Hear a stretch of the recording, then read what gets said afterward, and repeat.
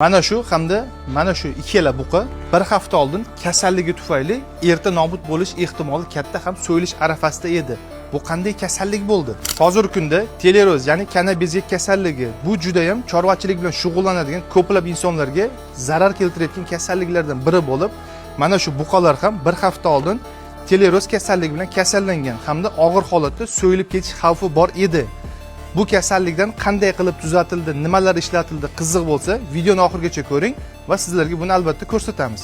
Mana shu buqalarni davolash uchun ishlatilgan dori vositalari ekranlarda ko'rsatilib o'tiladi. Diqqat bilan e'tibor bersangiz, buni nomma-nom aytib o'tamiz.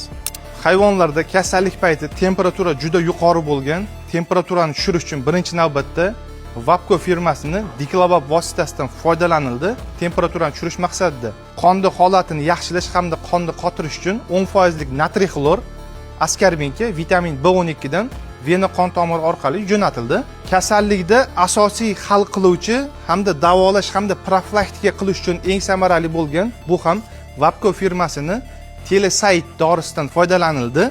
Muskul orasiga 20 kg tirik vazniga 1 ml hisobda qilinadi.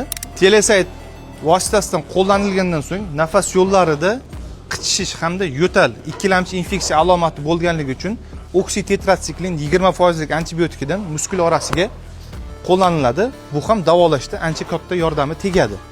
Davolash kursi 3 kundan 5 kungacha bo'lgan vaqtda amalga oshiriladi. Hayvonda kasallik holatiga qarab davolash kursi tugagandan so'ng immunitetni ko'tarish, hayvonning mahsuldorligini yo'qotmagan holatda yana ham oldiga yaxshiroq olib chiqish uchun Dastin preparatdan 10 ml hajmda muskul orasiga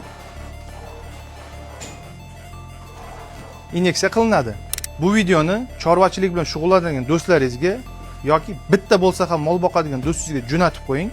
Hayvonini kasallikdan qanday qilib profilaktika qilish yokida kasallik payti qanaqa qilib davolash haqida ma'lumotdan xabardor bo'ladi.